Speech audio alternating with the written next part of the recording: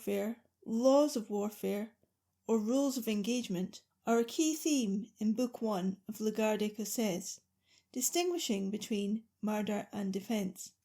Indeed, it was a distinction that many early modern military theorists were familiar with.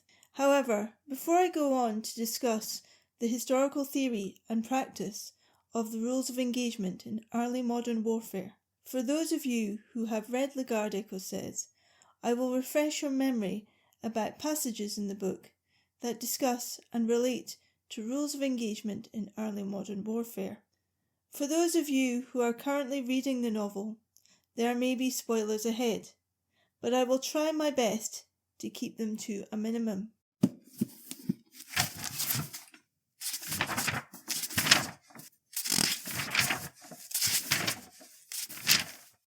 We are first introduced to the rules of engagement when Hamilton teaches the difference between murder and defence using passages from the Bible, as Meldrum recalls. He drew my attention to the difference between the biblical passages on Cain and the killing of his brother Abel and that of David and Goliath. Hamilton used both these passages to distinguish between murder and killing. It was pointed out to me that Cain murdered his brother Abel, and it was considered murder because Cain had lost his temper with his brother Abel because Abel was receiving God's favour. In a rage motivated by the sins of covetousness and, by extension, jealousy, Cain did not recognise God's will or judgment and killed his brother Abel. This was murder because it was against God's will and the natural order. It was not done in self-defence or for the preservation of men in general. On the other hand, the passage on David and Goliath was set in a time of war between the Israelites and the Philistines, so they were in the act of war and defending their respective communities from harm. The Philistines requested that the best warriors on each side should be presented in battle, which followed the conventions and rules of warfare. Likewise, so did the Israelites when they, as part of God's plan, met with the Philistines in battle. In these passages, the basic rules of engagement are very clear. Killing based on individual and personal motivations, driven by anger or jealousy, constitutes murder. The early modern period was an intensely religious time, and murder was seen as a sin against God and against the natural order.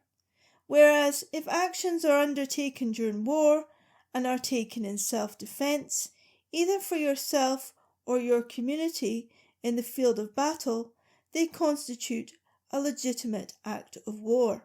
These are the underlying rules of engagement that the men of Garde, Ecossaise are bound by.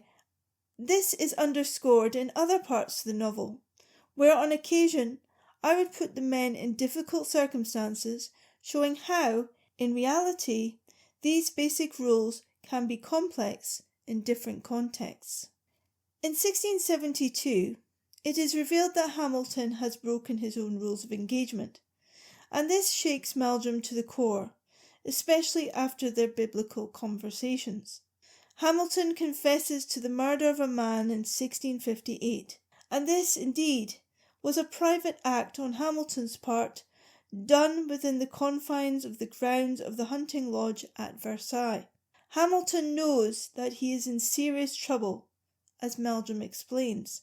However, the letter of the law is impartial, and John Hamilton was a sensible, fair-minded man who recognised the trouble that he had caused himself in the eyes of the law. Meldrum continues. Sat squarely in front of Le Marchal, Hamilton had his head down, waiting for the interrogation to begin. Le Marchal had a stern look on his face, and given the gravity of his crime, Hamilton thought his next place would be jail, followed by a court-martial, and then a hanging.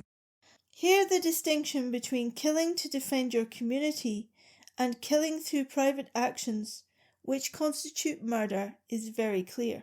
This was a deliberate inclusion on my part to underscore the rules of engagement in early modern warfare. But as we will discover when examining Hamilton's actions and the context in which they took place, things are not as clear-cut as we are led to believe. In his defence, Hamilton pulls out a bundle of letters in children's handwriting, which contains evidence relating to the actions of the deceased man Hamilton has murdered. Furthermore, we also discover that the man posed a direct threat to Hamilton's daughter, Eloise, who at the time was only 4 years old. The man was a lover of Evelyn, John Hamilton's estranged wife. Hamilton states plainly that his actions did not stem from jealousy because of Evelyn's extramarital affair, but rather because this man posed a direct threat to his children, including Hamilton's own daughter Eloise. Given Hamilton's past in Ireland, we, as readers, are therefore unsurprised that Hamilton's instinct was to act against the man. It is an action that audiences will empathise with, even though it is seen as murder in the eyes of the law. Throughout the novel, we are confronted with these rules time and time again. Hamilton ends the life of Jan de Vries, as Jan poses a credible and actionable threat to the life of Robert Meldrum, who, at this time, is on observation or reconnaissance for the Garde. This contrasts with Jan de Vries himself, who is motivated to kill Meldrum based upon personal grudges and is driven by a private motivation for revenge. Again, the theme is apparent, but within the context of the Scottish Highlands, which had its own rules of engagement and societal expectations of what is considered permissible within the context of self-defence and warfare. But again, Hamilton crosses the line between self-defence and murder, as Meldrum recalls. Upon seeing he had been stabbed, Alistair passed out. Unfortunately for the commander, John Hamilton was a horrified onlooker. John thought the commander had killed his close friend, the man who had saved his life in the past, and, without thinking twice, Hamilton had pulled out his dirk and slit the commander's throat. Meldrum continues. John Hamilton was deep in his own thoughts about how he had killed a man. Hamilton replayed the scenario over and over again in his head and was racked with guilt. It was during this time that John vowed to make the distinction between self-defence and murder. To his dying day, John had stated that he had killed a man in cold blood, impulsively, without much thought, driven by intense loyalty to his friend. Here Hamilton commits murder because although the man did not pose a direct threat to him personally, he was driven by what he thought the commander had done to his friend rather than what had actually happened. It was not an act of self-defence grounded firmly upon the facts at the time. Furthermore, Hamilton had allowed his emotions to cloud his judgment about the facts, and this was not how professional soldiers at the time operated, quite the opposite.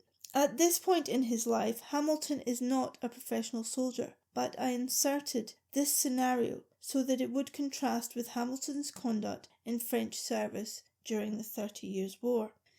When recounting John Hamilton's service in the 30 Years' War, Meldrum draws our attention to the fate of Mark Berger, John Hamilton's brother-in-arms. Mark Berger is cut down by an opposing soldier despite Berger holding his hands up as an act of surrender and submission.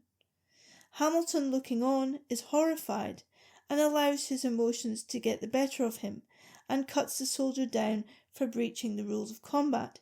Yet, Hamilton declares his actions in killing the opposing soldier was permissible, given that they were fighting each other in a battle. I will leave it up to you to judge whether Hamilton was correct in his statement. Again, the rules of engagement are followed clearly when MacDonald shoots a man dead. This man was about to detonate explosives in a church with the intent of causing injury or death. Finally, the example of the real-life murder of Anthony Ashcombe, the English ambassador to Spain for the English Republic by a group of royalist exiles in May 1650, is used to distinguish between the murder of an individual in the name of a community as a callous act of revenge by a group of individuals who take the law into their own hands, and this contrasts with the killing of someone in the name of self-defence on behalf of a community for its safety. Therefore, it is clear that La Garde Ecossaise operates under the rules of engagement, and Hamilton and his men cannot kill anyone based on their own will alone.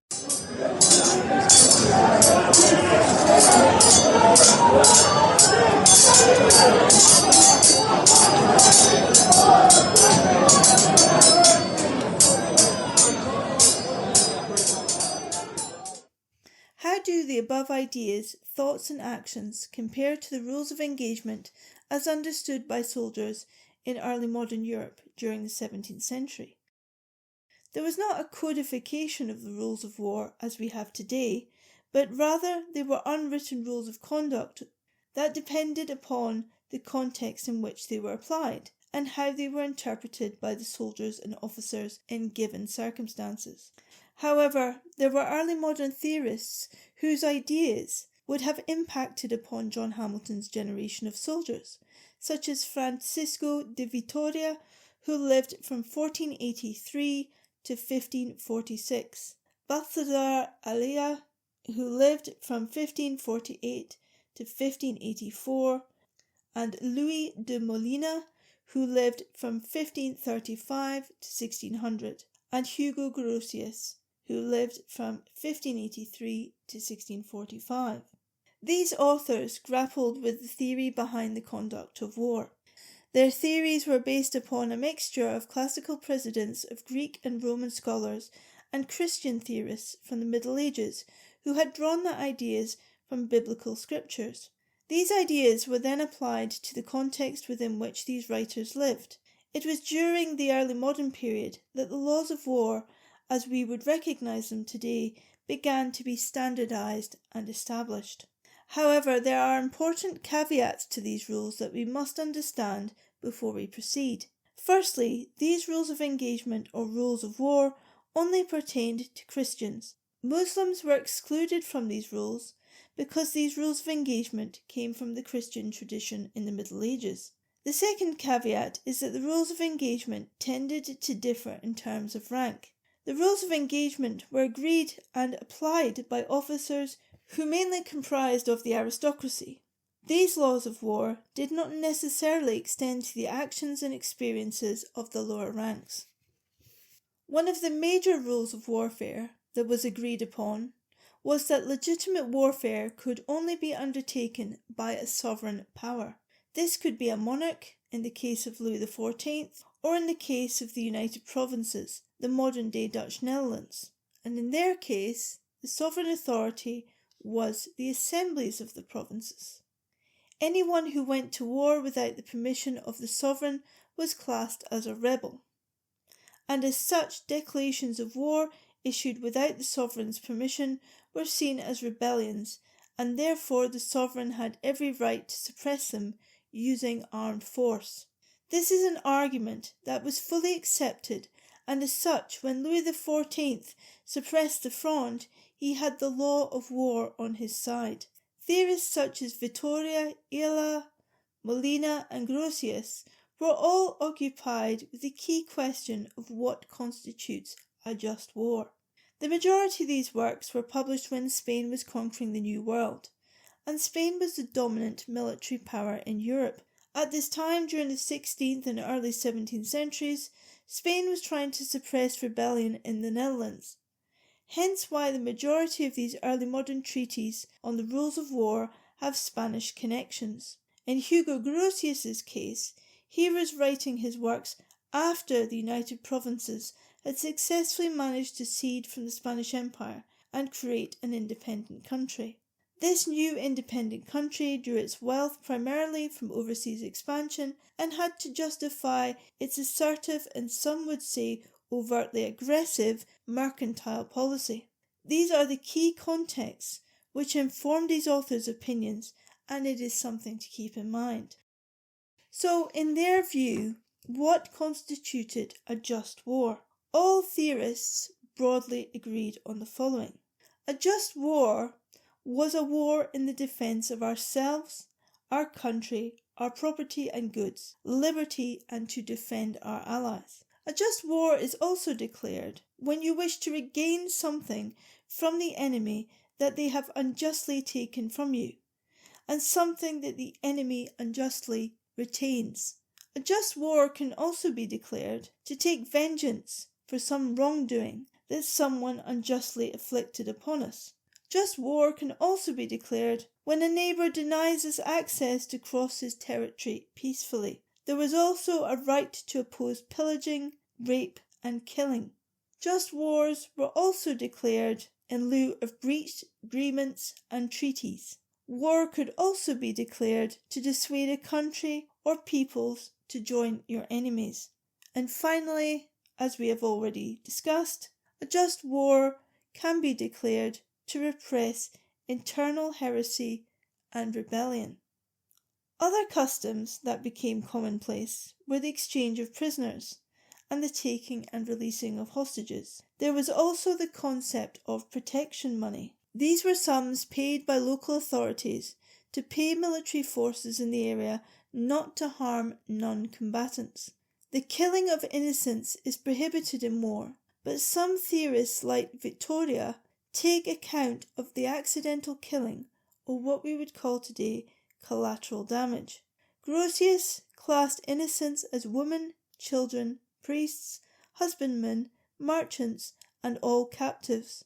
For some theorists like William Ames, women and children should not be killed. For Grotius, neutral countries should not be despoiled.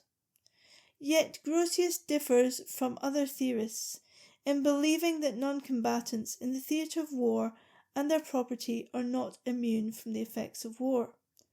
They may be taken prisoner, including women and children, and they may be killed.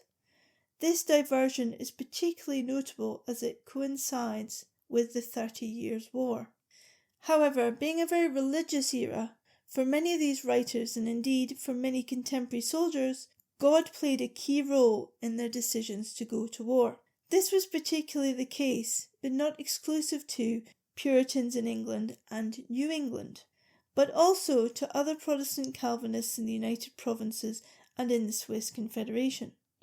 In fact, Grotius had to revise his treaty on war, which he wrote whilst in exile in France, to appeal to his Calvinist compatriots in the United Provinces. Many Calvinists believe that God himself inspires and leads men into war, and that God handpicks certain men for the task of war.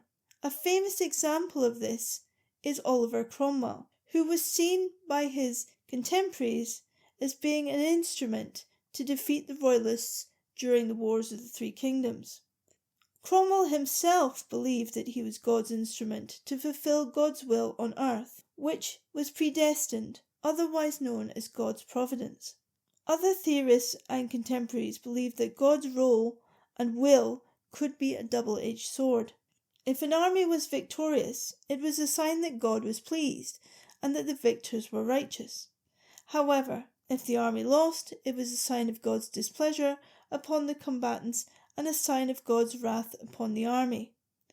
This despair experienced in the wake of God's wrath after military defeat can be seen amongst the Covenanters after their defeat at the Battle of Dunbar at the hands of Oliver Cromwell's forces in September 1650. Indeed, the French theorist François de Salins suggested that soldiers should mitigate and regulate their own behaviour towards civilians, fearing God's wrath for any transgression against non-combatants.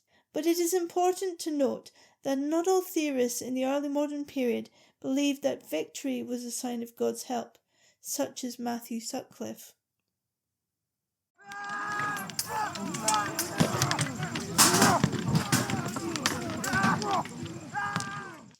I will now reflect upon some of the key events of our historical fiction novel La Garde, Ecossaise, and will explain the significance in relation to codes of conduct in warfare in the early modern period. It will explain why contemporaries saw events in particular light and why certain actions were taken. It will also highlight how conduct in early modern warfare is ultimately decided by the context of particular conflicts and show these customs varied considerably. In his excellent study of the plantation of Ulster, Jonathan Barden made the following observation about the 1641 Irish Rebellion. A great many of the incidents of cruelty could be classed as acts of war, incidents which would have been considered run-of-the-mill in the 30 Years' War, still raging in Germany.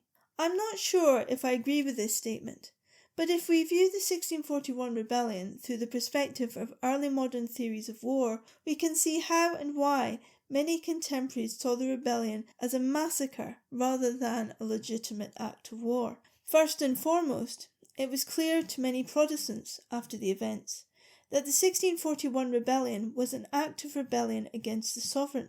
It was an internal rebellion within the realms of King Charles I that needed to be suppressed. Therefore, we should not be surprised that Scottish Covenanters and later Oliver Cromwell used the 1641 rebellion as justification for the invasion and occupation of Ireland in the 1650s. It is clear, even to historians today, that the rebellion was a premeditated conspiracy against the state to ensure its disruption and its paralysis. However, it is clear even in these early stages of the rebellion that Sir Phelim O'Neill, who was a trained lawyer and therefore aware of the customs of war, attempted to justify the rebels' actions in taking fortresses. He claimed that these actions were acts of self-defence, with the Irish fearing their own personal and material destruction, fearing the loss of influence and property, as well as the destruction of the Catholic religion in Ireland. Indeed, amongst the priests, the latter argument was particularly potent. Later, it has been claimed by many historians that O'Neill justified his actions and his acts of rebellion via a false royal commission. But John Cunningham has uncovered that this false royal declaration was in fact a work of propaganda by English Presbyterian minister Edward Bowles in 1643. Although Cunningham admits that O'Neill and his rebels did issue declarations under the Great Seal of England within their local areas of jurisdiction, and in O'Neill's case, this was the county of Armagh. Indeed, fellow conspirators in Dublin went as far to declare that they were protecting the king's prerogative by undertaking their actions against an undue English parliamentary influence on Irish affairs. Furthermore, at the beginning of the rebellion, O'Neill issued a declaration stating that English and Scottish civilians and their property were not intended targets of the rebellion. It is clear to me that O'Neill was aware of the legal customs of war, and he was trying to project the 1641 rebellion as a legitimate act of war. O'Neill wanted to summon the settlers in the communities to explain why they were taking action, and thus, in line with the customs of war, he was making his grievances publicly known. Yet, one must question the disarming of innocent civilians and the Catholics using these confiscated arms and ammunition against the settlers themselves. The rebellion very quickly spun out of O'Neill's control, and thousands of innocent civilians were indeed murdered in cold blood. We will be looking at these events in greater detail in later podcasts, but it should be noted that within the first 24 hours of the rebellion, property belonging to innocent non-combatants was destroyed. In the afternoon of the 23rd of October 1641, the settlement of Moneymore was burnt to the ground. There was widespread looting and violence as the native Irish began turning against the English settlers. In other instances, the English settlers were killed so the Irish could gain their property. There were two infamous events in the 1641 rebellion which illustrate the rebellion's ferocity: the drowning and shooting of innocent women, children and men in the River Bann in Portadown in October 1641, and the premeditated burning alive of civilians in a cottage near Kilmore in 1642. These acts were not acts of war, but a violation of the customs of war, and thus would have been seen as acts of murder. As Eamon Darcy has stated in his excellent study of the 1641 rebellion, there are numerous instances of local Irish leaders granting their followers permission to execute Protestant settlers. The breaching of the walls of Magdeburg by the imperial forces in 1631 has been described by historians as the single worst atrocity of the 30 Years' War. The city was burnt to the ground, and 24,000 men, women and children died. As the city's walls fell and soldiers poured in, property was destroyed, weapons were taken from the inhabitants, money was extorted from inhabitants by individuals or units of soldiers, and in return, these civilians who were extorted would live to see another day. Other civilians were taken as prisoners and marched to the imperial camp. It may surprise you to learn that these actions were all legitimate within the context of early modern rules of warfare. Even the deaths of 24,000 inhabitants were accepted and justifiable under the rules of warfare, as the city had repeatedly refused multiple summons from the imperial forces to surrender. It is often this refusal to capitulate that resulted in these bloodbaths. The infamous siege of Drogheda in Ireland at the hands of Oliver Cromwell in 1649 is justified on these grounds too. In Geoffrey Parker's words, there was nothing special about the level of brutality at Magdeburg. To sack a town that resisted was standard practice during the war. However, what marked Magdeburg from other sieges and capitulations was the sheer ferocity of the imperial troops, and it seemed to contemporaries that both the Habsburgs and those in the anti-Habsburg alliance, both Protestants and Catholics, that Magdeburg broke all previous thresholds in military conduct. Peter Wilson states that only 5,000 of the 25,000 inhabitants of the city are said to have survived. In La Garde Ecossaise, Hamilton makes a correlation between the siege of Magdeburg and the 1641 rebellion. We now know that within the rules and customs of early modern warfare that this is a false equivalency, as one conforms to the rules of warfare, Magdeburg, while the other, the 1641 rebellion, does not. Yet in Hamilton's own mind, they are very similar indeed. This was not unusual by the standards of the time, especially for men like Hamilton, who had fought against the imperial forces during the 30 Years' War, who saw the imperial armies at Magdeburg as bloodthirsty, murderous thugs. Those who fought on the Habsburg imperial side of the 30 Years' War celebrated the victory as punishment on their enemies for disrespecting the emperor and for following the Protestant faith and siding with the emperor's Protestant opponents, most notably Gustavus Adolphus of Sweden. The people of Magdeburg saw the imperial victory as punishment upon the city from God for its sins. In both cases, they referenced the destruction of Jerusalem from the Bible to support their arguments. It was commonplace to use the Bible to show evidence of God's displeasure and blessings after military actions. I would like to jump forward in the book to Spain and to the murder of Anthony Ashcombe, the English ambassador to Spain, and contrast this event briefly with the previous two episodes. We will look at this episode in greater depth in a future podcast. In La Garde Ecossaise, Hamilton describes the murder in detail. Essentially, a group of young royalist exiles murder the English ambassador in Spain in an inn in May 1650 in retaliation for the execution of King Charles I and the creation of the English Republic, for whom this English ambassador represents. However, Hamilton in La Garde Ecossaise makes it clear that the actions committed by these royalist men constituted murder, as it was a private act by a group of self-appointed individuals who committed the action. It is not an action supported or sanctioned by a sovereign state. The action took place in a civilian place of refuge, not on a battlefield. Therefore, it cannot be classed as a legitimate act of war. Conversely, Spain charges these royalists with high treason, because as an ambassador, Anthony Ashcombe had the protection of the King of Spain. This was, and still is, standard practice in diplomacy, as an ambassador is a representative of their sovereign or leader, and is automatically accorded the protection of a sovereign or leader in the country in which they reside. That concludes today's podcast on the rules of engagement and military codes of conduct in the early modern period. Please don't forget that you can purchase the historical fiction novel La Garde Ecossaise, The Life of John Hamilton from all good online bookstores. Next week we'll explore the world of the early modern swordmaster. Until then, au revoir and à bientôt.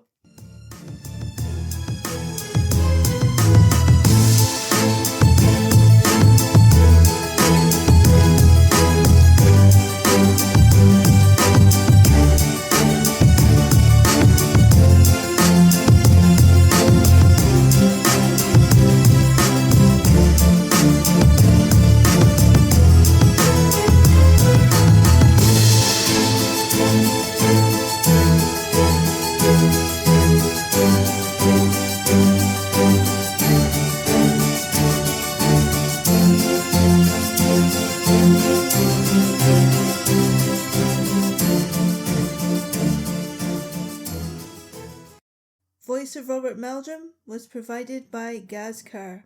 Sound files provided by Paul Couture, P. Franzen, and Am Guerra from Freesound. This podcast is the copyright of History Gateway Limited, UK.